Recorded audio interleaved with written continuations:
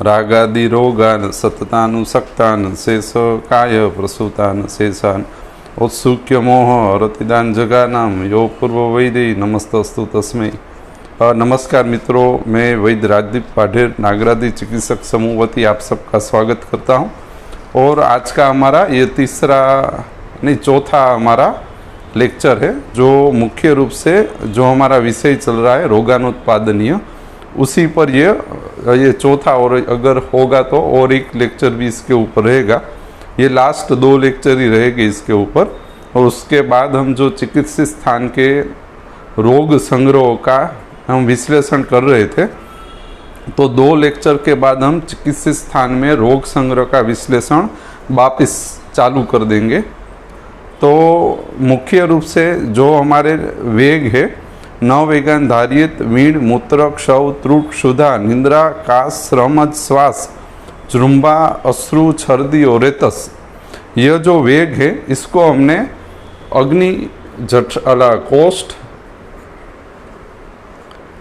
जठाग्नि धात्वाग्नि और महाभूताग्नि आश्रित कोष्ठ शाखा और मर्मास्थि संधि अनुसार विभाजित कर दिए थे लास्ट टाइम में।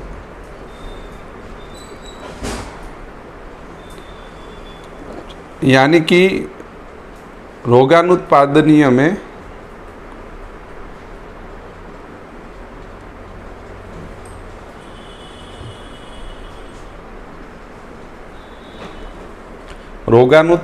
में मुख्य रूप से यह अध्याय स्वस्थ से स्वास्थ्य रक्षणम, मात्राशीतीय तस्याशीतीय और तीसरे क्रम में आने वाला यह नवेगान धारणीय अथवा तो रोगानुत्पादनीय का मुख्य अधिकार क्षेत्र वाली अग्नि महाभूताग्नि है।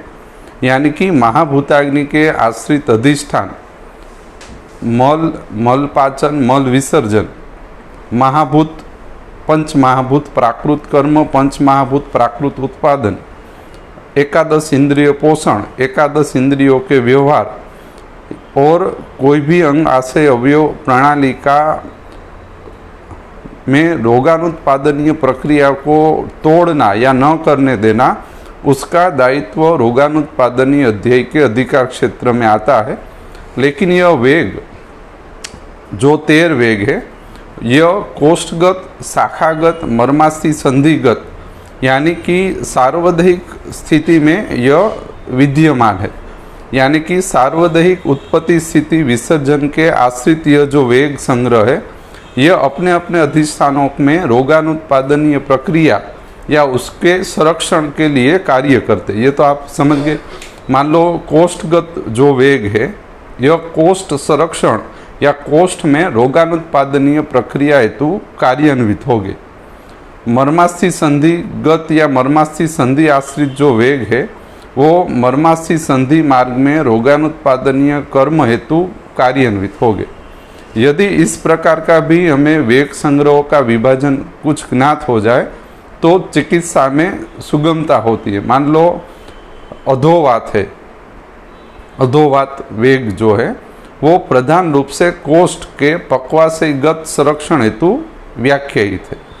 यानी कि कोष्ठ मार्ग में पक्वाशय संरक्षण हेतु यह अधोवात वेग संग्रह कार्य करता है। यानी कि अधोवात का यदि आप हम संरक्षण करें तो कोष्ठ मार्ग में पक्वाशय अच्छी तरह से कार्यान्वित रहता है और रोगानुत्पादनीय कर्म से उसको जोड़ता है, बराबर। और यदि अधोवात में विक्षेप हो तो पक्वाशय की निरपेक्षता पूर्वक रोगकरण प्रक्रिया शुरू होती, बराबर। तो उसमें हमने कोष्ठ मार्ग के अंतर्गत कुछ वेगों का विभाजन किया था कि काश श्वास जृंभा उद्गार तृषा क्षुधा छर्दी, काश श्वास जृंभा उद्गार तृषा क्षुधा छर्दी, अधोवात भी इसके साथ सम्मिलित हो सकता है। श्वास काश जृंभा उद्गार तृषा क्षुधा और छर्दी यह प्रधान रूप से कोष्ठ के प्राणन उदक वायु स्रोतों में रोग अनुत्पादनीय प्रक्रिया हेतु कार्य करते।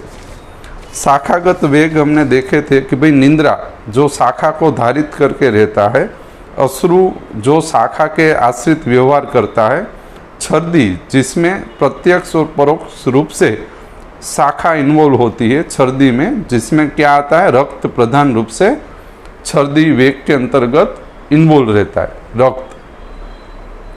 अतिसार में और छर्दी में, अतिसार वेग नहीं है लेकिन मैं समझने हेतु बोल रहा हूँ, अतिसार में, ग्रहणी में, छर्दी में प्राणायतन के रूप में रक्त एक मुख्य अधिष्ठान है।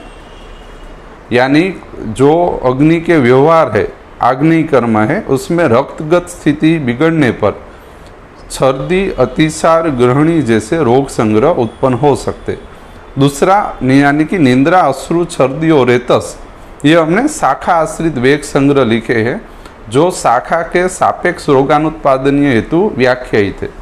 इसमें निंद्रा प्रधान उपस्टम्भ है। अब मान लो ये जो रोगानुत्पादनीय के वेग बताए गए हैं उसमें आहार, निंद्रा और आनंद, यह 3 प्रधान वेग है। आहार, निंद्रा और आनंद ये 3 उपस्तंभ है जिससे कोष्ठ का, शाखा का और मर्माशी संधि मार्ग का जीवन यापन अच्छी तरह से चलता है। हमने लास्ट टाइम भी कहा था, यदि किसी भी रोगी की निंद्रा बिगड़ जाए तो आपको यह समझना है यह निंद्रा वेग है, यानी वेग और वृत्ति दोनों है निंद्रा। यानी कि इसका मतलब ये होता है कि शाखा मार्ग के अंदर रोग उत्पादन प्रक्रिया, धातु विभंजन प्रक्रिया इस रोगी के अंदर अभी हो रही है। जब तक रोग उत्पादन प्रक्रिया, धातु विभंजन प्रक्रिया शाखा मार्ग के अंदर जब हो रही हो तभी निंद्रा का स्पष्ट रूप से आपको विकृति लक्षण या निंद्रा वेग विधारण का लक्षण मिल सकता है। लेकिन मान लो आप 3 घंटे सो रहे हो, 4-5 घंटे सो रहे हो, लेकिन आपकी निंद्रा सहज है, दूसरे दिन आपको निंद्रा वेग विधारण के एक भी लिंग नहीं दिख रहे, तो आपको निंद्रा वेग विधारण के अंदर आप नहीं आते। आप समझो, प्राकृत निंद्रा मान लो सात्विक, राजसिक, तामसिक अनुसार विभाजित है, तो कई पुरुष या रोगी को, आप स्वस्थ को 3-4 घंटे की नींद से भी काम चल सकता है। आप समझ गए, सात्विक, राजसिक और तामसिक अनुसार है। लेकिन इसकी हमें ख्याल कब आए, जब निंद्रा वेग विधारण के लिंग संग्रह उत्पन्न हो, तभी आपको निंद्रा वृत्ति धारित हो रही है ऐसा ज्ञात करना, बराबर। लेकिन आप 3 घंटे अच्छी तरह से नींद कर रहे हो और वृत्ति धारित हो रही है, यानी कि सुख, पुष्टि, बल, वृष्ता, ज्ञान और जीवन यह अच्छी तरह से धारित हो रहा है, यह निंद्रा के प्राकृत कर्म है। तो फिर आपको कुछ सोचने जैसा नहीं है, जैसा चल रहा है अच्छी तरह से चल रहा है, बराबर। महाभूताग्नि आश्रित वेग में कुछ वेग लिखे हैं, तो यह विभाजन आपको सुगमता देगा। और इसमें हमने देखा था कि जो वात कलाकलीय अध्याय है ये रोगानुत्पादनीय का कर्ता है, यानी कि करण रूप है। रोगानुत्पादनीय जो करके हमें देगा वो है वात कलाकलीय अध्याय। कोष्ठगत वायु, प्राण, समान और उदान, कोष्ठगत 5 वायु के अंदर प्राण, उदान, समान विक्षेपित होके रोग उत्पादन प्रक्रिया से जुड़ते हैं। शाखा में व्यान आदि विक्षेपित होके, प्रधान रूप से व्यान दूसरे को साथ में लेकर विक्षेपित होके रोग उत्पादन प्रक्रिया से जुड़ते हैं। मर्मास्थि संधि मार्ग में विक्षेप करने वाले वीण, मूत्र, अधोवात और रेतस यह मर्मास्थि संधि मार्ग में विक्षेप उत्पन्न करते हैं, यानी कि रोग उत्पादन करने हेतु समर्थ है। इसमें प्रधान रूप से अपान वायु और समान वायु, समान और अपान 2 बिगड़ते हैं, और शुक्र, पुरुष, मूत्र और स्वेदोवाही स्रोतस इसके अधिष्ठान है। तो मर्मास्थि संधि मार्ग में यदि रोगकरण हो रहा है तो इसमें वीण, मूत्र, अधोवात और रेतस इसका बहुत बड़ा रोल।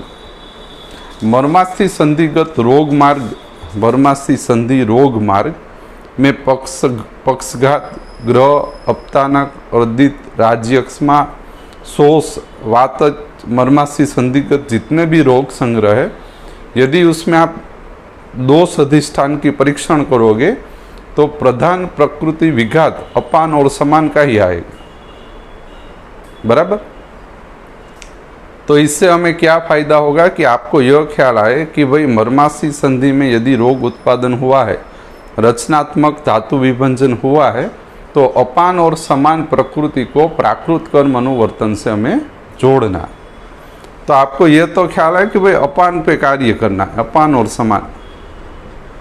ये मर्माशी संधि मार्ग में मैं बात कर रहा हूं। कोष्ठ मार्ग बिगड़ा हो तो हमें इतना तो ख्याल है कि प्राण उदान और समान को अच्छा करना है। हमारी संहिता के अंदर प्राण उदान समान व्यान अपान के लिए और दो दो वात दोष के संकलन के लिए स्वतंत्र चिकित्सा दी। बराबर। क्योंकि इसके अपने अपने गुण कर्म है। वात दोष में भी इसके अपने अपने गुण कर्म है। तो अपान समान को सापेक्ष करने से मर्माशी संधि मार्ग में रोग अनुत्पादन प्रक्रिया शुरू हो जाती। लंघन पूर्वक यदि आप अपान समान अच्छा करें, मान लो आपके मर्मास्थि संधिगत वात का रोगी आ रहा है, चानु संधि शूल है, बरोबर, ये मर्मास्थि संधिगत रोग है, बराबर। इसमें एक्सरे के अंदर 30% डैमेज हो गया, 70% बराबर अभी बच के रहा हुआ है। यदि आपको कुछ ना समझ पाए, आप सिर्फ अपान समान और मर्मास्थि संधि रोग मार्ग में यदि सिर्फ रोग अनुत्पादनीय प्रक्रिया को जोड़ दो, तो इससे क्या होगा, 30% से आगे अब विकृतिकरण होना बंद हो जाएगा। 70% अब अच्छी तरह से सरवाइव कर जाएगा। ये 30% में अब समन और शोधन कार्य करेगा। जो बिगड़ गया है उसके अंदर ये समुचित लीन मल 30% में आपको रिप्रेजेंट होते हैं। तो आपका परिणाम जैसे ही समन शोधन को प्राप्त करेगा, आपके रोगी में एक मास के आसपास उसके लिंग संग्रह में पूर्ण विराम आ जाएगी। बराबर। तो आप क्या कर सकते, एटलीस्ट इसका यापन कर पाओगे। यदि असाध्य है या याप्य है, साध्य है तो आपको इसको साध्य कर पाओगे। और कोई भी इसमें ट्रांसप्लांट आदि या दूसरे कुछ जरूरत नहीं पड़ती। बराबर ना। तो ये बड़ा आप ये विभाजन से सरलता प्राप्त होती है। बराबर ना। तो पहले आता है अधोवात। आज हम 5-6 वेग यदि हो जाए तो अच्छी बात है। एक आता है अधोवात। ये अधोवात वेग है। ये प्रधान रूप से इसमें हमने इंद्रिय यानी ये मर्मास्थि संधि और कोष्ठ मार्ग दोनों को के साथ ये व्यवहार करता है, क्योंकि इसमें अपान और समान दो बिगड़े हमने लिखे हैं। यदि समान की प्रधान रूप से विकृति हो तो कोष्ठ मार्ग में, और अपान की प्रधान रूप से विकृति हो तो मर्मास्थि संधि मार्ग में इसका डिवाइडेशन होगा। अधोवात रोधन क्या होता है, गुल्म, उदावर्त, रुक, क्लम, अग्निनाश, हृदरोग, वात, मूत्र, सकृत, आर्तव, शुक्र सभी विसर्जन प्रणाली में संग होगा।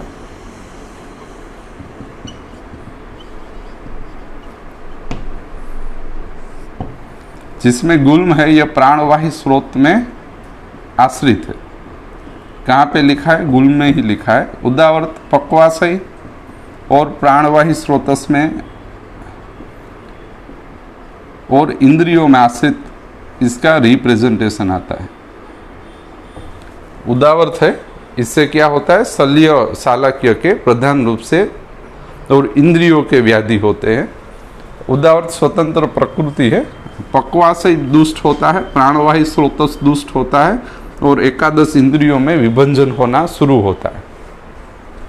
रूप प्राणवाही स्रोतस में उत्पन्न होता है। प्लम ये भी प्राणवाही में आता है। अग्निनाश यह अन्नवाही में आता है। हृदरोग प्राणवाही।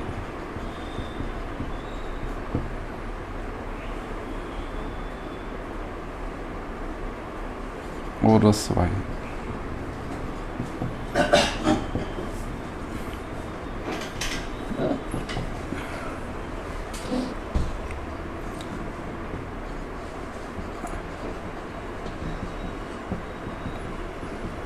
कौन सी दोष प्रकृति होगी? अपान और समान, बराबर ना? यानी कि यदि अधोवात को धारित किया जाए, यह न वेगान धारणीय या रोगानुत्पादनीय का प्रधान वेग है अधोवात। पहले लिखा है, इसका कारण यह है कि यह प्रधान है, बराबर। यदि अधोवात प्रधान है और मुख्य रूप से पाया जाता है, इसीलिए अधोवात प्रधान रूप से लिखा है कि यदि अपान वायु और समान वायु के आश्रित अधोवात का धारण किया जाए तो कोष्ठ और मर्माशी संधि मार्ग में विक्षेप होगा, रोगानुत्पादनीय प्रक्रिया शुरू होगी। गुल्म प्राणवाही स्रोतस यानी कि अपान और समान वायु बिगड़ के प्राणवाही स्रोतस में प्राकृत कर्म अनुवर्तन बंद कर देंगे। प्राणवाही स्रोतस का, जिसमें हृदय और महास्रोतस आते हैं, प्राकृत कर्म अनुवर्तन बंद करके प्राणवाही स्रोतस में गुल्मीकरण प्रक्रिया शुरू करेंगे। अब ये जो गुल्मीकरण प्रक्रिया है, ये एक पैथोजिनेसिस है, जिसमें मल्टीपल कई प्रकार के रोग संग्रह इसके अंदर आ सकते हैं। गुल्मीकरण के अंदर यदि आपके प्राणवाही स्रोतस में गुल्मीकरण प्रक्रिया होने लगे तो कई गंभीर प्रकार के रोग संग्रह प्राणवाही स्रोतस के अंदर संभवित हो सकते। क्या होके निकलेगा तो काश, श्वास, हिक्का, हृदय रोग, जो प्राणवाही स्रोतों दृष्टि के व्याधि संग्रह वही आएंगे, लेकिन गुल्मीकरण पूर्वक उत्पन्न हुए, यानी कि वात दोष के पिंडीकरण से उत्पन्न होने वाले रोग संग्रह। प्राणवायु स्रोतस में पिंडीकरण प्रक्रिया उत्पन्न होती। गुल्म यानी एक प्रकार का दोषों का पिंडीकरण अपने अधिष्ठानों। किस तरह से होता है वो गुल्म में बताया गया है कि किस तरह से दोष पिंडीकरण को प्राप्त करते। अब दूसरा यह हमें इसमें समझ में आता है कि अपान और समान वायु के बिगड़े बिना गुल्मीकरण संभवित नहीं है। यदि आप पिंडीकरण, शरीर में होने वाली गुल्मीकरण या पिंडीकरण प्रक्रिया को तोड़ना चाहते हो तो आपको अपान और समान को सापेक्ष रखना होगा। समान अपान बिना पिंडीकरण प्रक्रिया शक्य नहीं है। यानी कि कोई भी गुल्मीकरण हो रहा है, आप गुल्म को आप जो समझ रहे हो वो आप समझे, उसमें कोई बात नहीं, लेकिन अपान समान इसके करता है। तो ऐसा आप कैंसरस में भी, प्रॉपर्टी में भी सोच सकते हो, क्योंकि उसमें एक प्रकार की शरीर में गुल्मीकरण की नज़दीक, पिंडीकरण के नज़दीक की स्थिति होती है। यानी ग्रंथि, अर्बुद जो भी है, इसका बीज यहाँ से शुरू होता है। क्योंकि ग्रंथि, अर्बुद, विद्रधि, गुल्म बनने के लिए जो प्रक्रिया शरीर में चाहिए वो एकमात्र गुल्म में बताई गई। प्रधान 8 प्रकृति है: ज्वर, रक्तपित्त, गुल्म, प्रमेह, कुष्ठ, शोष, उन्माद और अपस्मार। कोई भी रोग संग्रह चिकित्सीय स्थान का हो या मॉडर्न साइंस का हो, यदि आप में उसको एक्चुअल पैथोलॉजी समझनी हो तो उसमें एक्चुअल पैथोलॉजी यह 8 में से ही पसार हो सकती। मान लो मैंने कहा कि भाई अर्बुद, ग्रंथि, विद्रधि है, या आप कैंसर को ले लो जिसमें पिंडीकरण हो रहा है, तो ये गुल्म प्रकृति पूर्वक जन्म लेता है। आप समझे, मूल प्रकृति गुल्म आश्रित है। इस तरह से आप संकलन कर सकते हो। इससे क्या होगा, चिकित्सा के आयाम आपके पास नए नए आएंगे।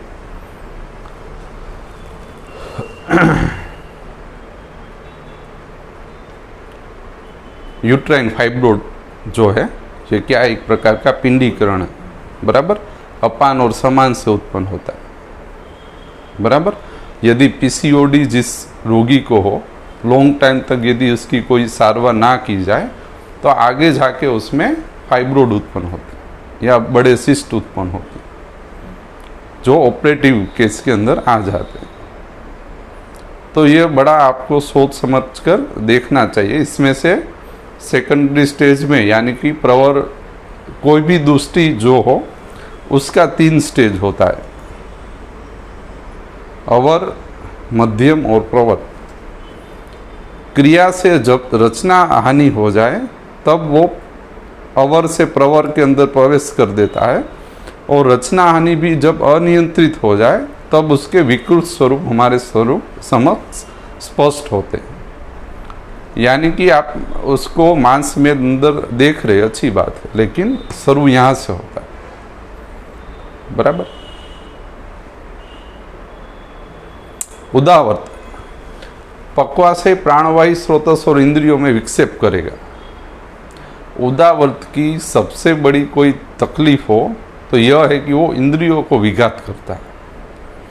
अगर सिर्फ आना उत्पन्न हो जाए, आटोप हो, विबंध हो, कस्टेन मल प्रवृत्ति, चिपट मल प्रवृत्ति, गंडाक्षी कूट से आवता, यहाँ तक कोई दिक्कत नहीं।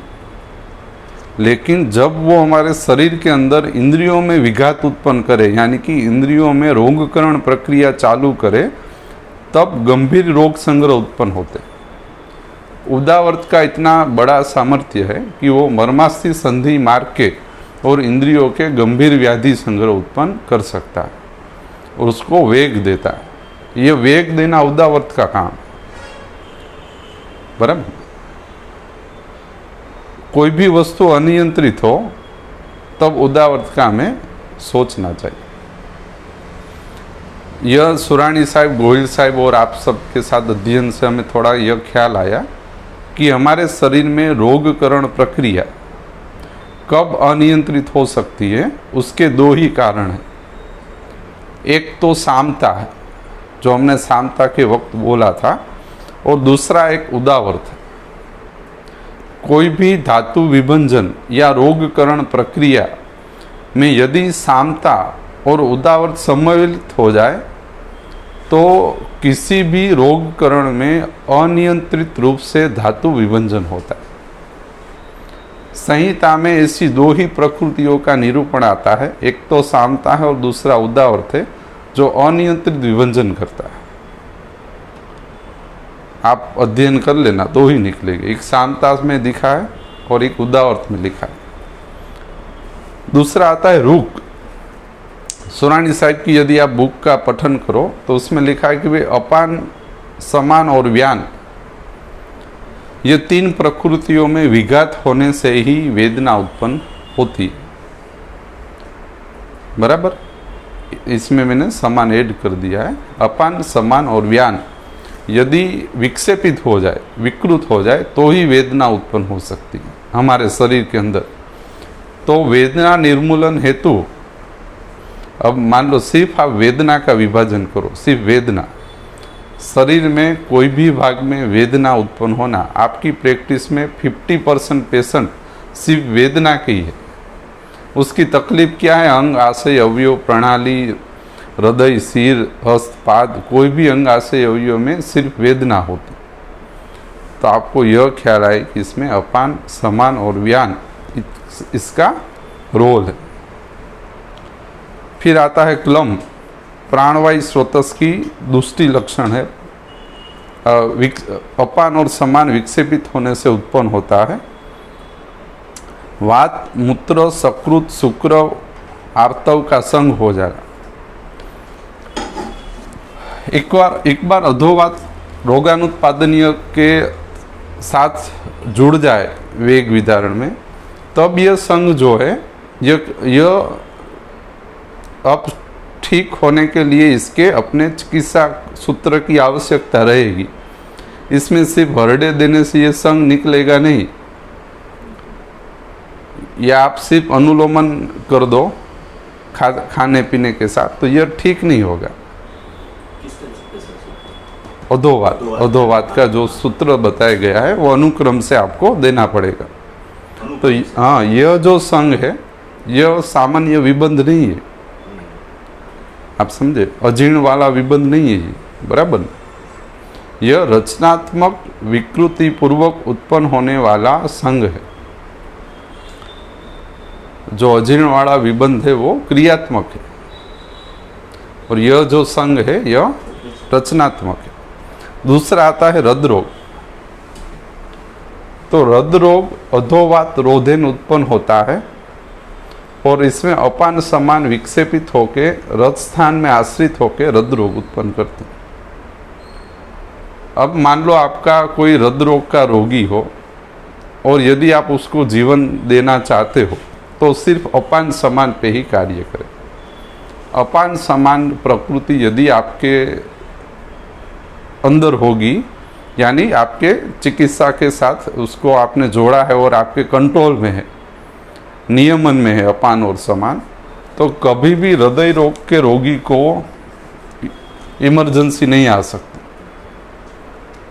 और यदि भी आ जाए, मान लो अटैक अभी इंस्टेंट उसको हृदरोग में अटैक अभी आ रहा, तो यदि आप तत्काल अपान और समान को सापेक्ष कर दो तत्काल स्थिति में, आत्तिक चिकित्सा में, तो वो जो हृदरोग में जो अभी उसको पेन हो रहा है और जो भी साइन और सिम्टम्स हो रहे हैं इसको उपद्रव की स्थिति में, तो वो तत्काल शांत हो जाता है। अटैक आना एक प्रकार का गंभीर उपद्रव है, ઈજ ને એમાં આ કોઈ એ તો એક સાઇન ને સિમ્ટમ છે ઉપદ્રવ, પણ આમાં આ હરખું કરવાનું થાય એ લોકો ઈ જ કરે। એલોપેથીની અંદર એ લોકોએ સિમ્પ્ટોમેટિક રિલીફ આપીને પછી જે કારણ હશે એની સારવાર કરવાની, પ્લાસ્ટિક કરો, બાયપાસ કરો, મેડિસિન આપો, બરાબર ને। પણ સંહિતામાં આની આપણી હૃદય રોગમાં સર્જરીનો ઉલ્લેખ નથી કર્યો, કારણ કે સંહિતાકારને એવું લાગ્યું હશે કે આમાં કરાય નહીં। તો સમજી ગયા? પ્રાણાયતનો છે ને, પ્રાણાયતનો એમાં બહુ સર્જરીના બહુ, પ્રાણાયતન એટલે ત્રિમર્મ છે, ત્રિમર્મ તમે ગણો પ્રધાન, હૃદય, શિર ને બસ્તી, આને બહુ અડાય નહીં। એલોપેથી વાળા પહેલાં અડી લીધું, પણ હવે એમ કે આને બહુ અડાય નહીં, તમે સમજી ગયા? બ્રેઇન ટ્યુમર હોય, માની લો બ્રેઇન ટ્યુમરના પેશન્ટ છે, આને નો છંછેડે ને તો એ લાંબુ સર્વાઈવ કરી જાય। એકવાર આ લોકો કરે, એને સાહેબને આ લોકોનો મંતવ્ય છે કે આને જો એમનેમ હાલતું હોય, કોઈ તમને ગંભીર લક્ષણ નથી તો કાંઈ કરાય નહીં, તો જીવો છે એમ જીવે જાઓ। જો આને ખોલશો તો પછી કંઈ ચાન્સ જ નથી, બરોબર ને? તો આ તો અધોવાતની એક સામાન્ય આપણે નિર્દેશ જોયો। હવે આપણે સકૃત વેગ જોઈએ।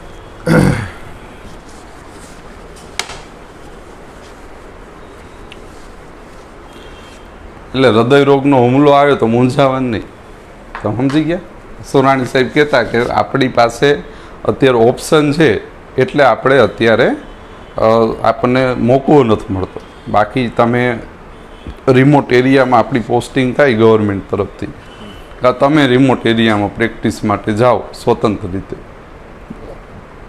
તો આ હૃદય રોગના, પક્ષાઘાતના તાત્કાલિક એક્યુટ સ્થિતિમાં આવવાના જ તમારી પાસે હુમલો, એટેક લઈને આવે, સર્પદંશ લઈને આવે, વિષ લઈને આવે, તો તમારે આ બધાય રોગી તો લેવા જ પડે।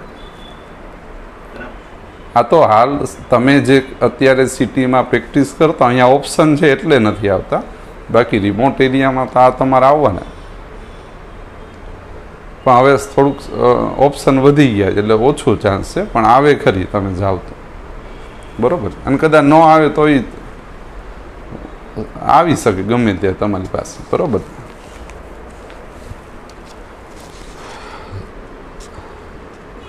સકૃત વેગ એટલે આપણે આવે કે ન આવે સંકલન આપણા મગજમાં હોવું જોઈએ કે આ પેશન્ટ આવું લઈને આવ્યું છે, એમાં આ તમે કરશો એટલે હરખું થઈ જશે. બરાબર, સંકલન આપણા હાથમાં હોવું જોઈએ એટલે ન વાંધો આવે. સકૃત વેગમાં અપાન વાયુ વિઘાત થાય. લક્ષણોમાં પિંડિકોદ્વેષ્ટન, પ્રતિશય, શિરોરુજા, ઉદ્ધવ વાયુ.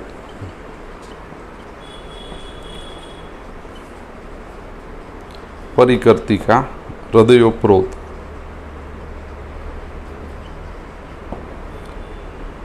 મુખેન વીટ પ્રવૃત્તિ અને અપાન રોધજ વિકારો લખાય.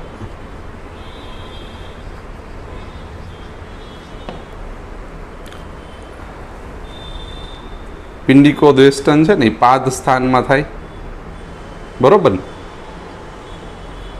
અને પાદ સ્થાન શું છે? ઇન્દ્રિય સ્થાન છે, બરાબર. આની અંદર તમે સ્રોતસે જોડી શકો, પણ અત્યારે આપણે પાદ સ્થાન જોડી. પાદ સ્થાન ઇન્દ્રિય સ્થાન છે. પ્રતિશય જે છે ને એ નાસા સ્થાનમાં થાય. આ સ્થાન લખું છું, અધિષ્ઠાન. પ્રતિશય ક્યાં થાય? નાસા સ્થાન, આનું અધિષ્ઠાન છે. અને આ શું છે? ઇન્દ્રિય છે. શિરોરુજા શિર સ્થાનમાં થાય. અને આ શું છે? ઇન્દ્રિય સ્થાન છે. એટલે આ તમે રોગાનુત્પાદનીયમાં છે ને પંચકર્મ શુદ્ધિ, ઇન્દ્રિય શુદ્ધિ, રસાયણ, વાજીકરણ, આનો ઉલ્લેખ તમને રોગાનુત્પાદનીય અધ્યાય વાંચો ને તો એમાં લખ્યું. રસાયણ, વાજીકરણ, ઇન્દ્રિય શુદ્ધિ અને પંચકર્મીય શુદ્ધિ. શું કામ લખ્યું? કારણ કે ઇન્દ્રિયોમાં વિક્ષેપ ઉત્પન્ન થાય છે.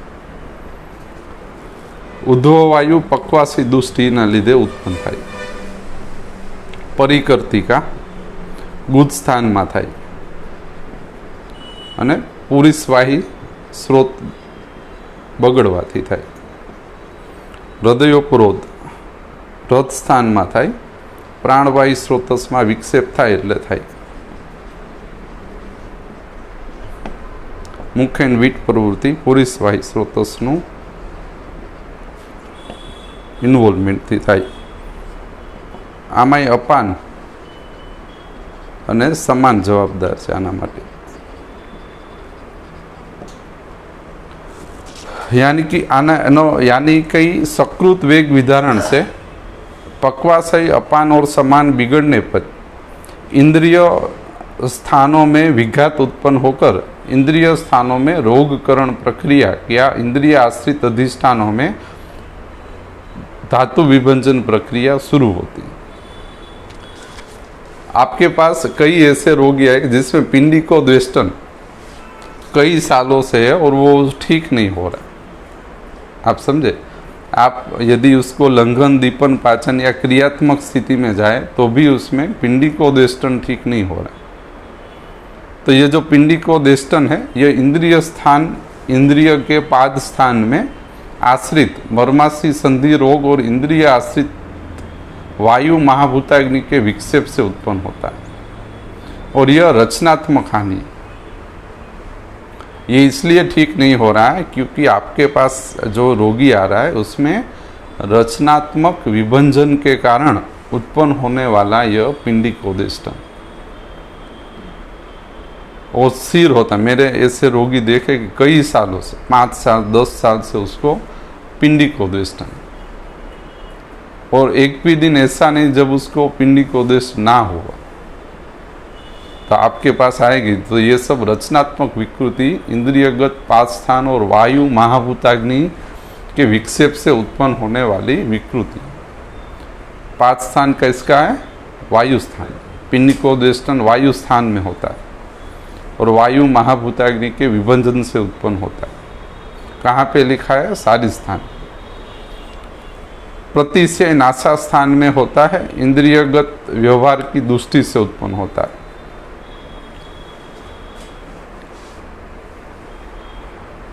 આવા તો છે ને રાઇનાઇટિસના પેશન્ટ છે ને, આ બધા એને શું કહે છે? એલર્જીક રાઇનાઇટિસની વાત કરે. શિરોરુજા શીર્ગત ઇન્દ્રિય સ્થાનના દુષ્ટિથી ઉત્પન્ન થાય. સકૃત વેગ વિધારણથી ઉત્પન્ન થાય. અપાન સમાન વિગુણ થઈ ગયો હોય. ઉધ્વ વાયુમાં અપાનની ઉધ્વ ગતિ થાય, એટલે બોલે વાતચીત કરે તો શ્વાસ ચડવાની પ્રક્રિયા થાય. ઉધ્વ વાયુમાં તમે શું નિદાન કરો? હાફે પેશન્ટ બોલે વાતચીત કરે જમે કોઈ પણ પ્રક્રિયા કરે ને એટલે હાફે. આને ઉધ્વ વાયુ જાણો. ઉધ્વ વાયુનું કોઈ સ્પષ્ટ લિંગ નથી, પણ તમને પ્રત્યક્ષ એવું દેખાય કે પેશન્ટ વાતચીત કરે ચાલે તો હાફે પેશન્ટ. બરાબર? બોલે જમે. પરિકર્તિકા ગુજસ્થાનમાં થાય. પુરીશવાયુ સ્રોતો દુષ્ટિથી થાય. હૃદયોપરોધ રસસ્થાનમાં થાય અને પ્રાણવાયુ સ્રોતો દુષ્ટિથી થાય. હૃદયોપરોધમાં શું સમજવાનું? ઇન્જાઇનલ પેન, જો એ હું સરસ કરું, એ ઉપદ્રવમાં આવી જાય. કોઈ પણ આત્યક સ્થિતિ ઉત્પન્ન થાય, હૃદયોપરોધ, ગૌરવ થાય.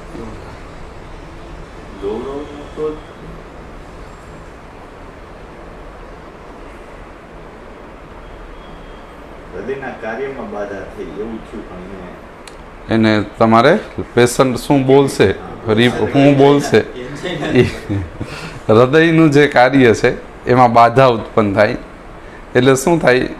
એને હૃદયોપરોધ કહેવાય. એટલે હૃદયના જેટલા કર્મો છે, બરાબર, એમાં વિક્ષેપ લક્ષણ મળે તમને. એક આ એક છે કે હૃદયનું જે કર્મ છે અને હૃદય આશ્રિત અધિષ્ઠાનોમાં વિક્ષેપ લક્ષણ મળે.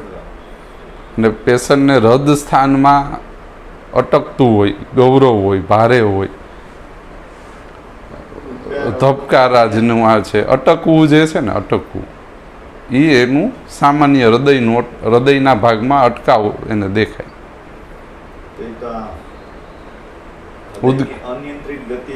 એમાં જ આવે હૃદયોપરોધમાં. હા, હૃદયના જે ધબકારા અનિયમિત થઈ જાય, બીપીમાં અપડાઉન થઈ જવું, પ્લસ હૃદય આશ્રિત અધિષ્ઠાનોના પરીક્ષણમાં જો તો એ કાર્ય યોગ્ય ન થતું હોય તો હૃદયોપરોધ જાણવો. તો પુરુષ વેગ વિધારણથી ઉત્પન્ન થાય. પાછો એનું તમે છે ને આ પાછા આ એ રીતના પેશન્ટ હોય, આનું તમે ઇસીજી ને બધું કરાય પાછું નોર્મલ આવે. એટલે અહીંથી જ સંહિતાકાર એવું કહે છે કે તમને હૃદય રોગ થાય તો અપાન વિગુણ સમજવું, અને હૃદયોપરોધ મળતો હોય તો સકૃત વેગ વિધારણ સમજવા. બેની સારવાર એક છે, પણ વેગ તમારે વિભાજન સમજવાનું કે પેશન્ટનું ક્યાં તમારે ઉપયોગ કરવાનો. સકૃત વેગમાં બધું મલભેદી આવશે, તમે સમજી ગયા? આમાં બધું મલભેદી ચિકિત્સા આવશે, અને આમાં અનુલોમન પ્રધાન આવશે. આમાં પુરુષ ટાર્ગેટ છે અને આમાં વાયુ ટાર્ગેટ છે, અપાન ટાર્ગેટ છે.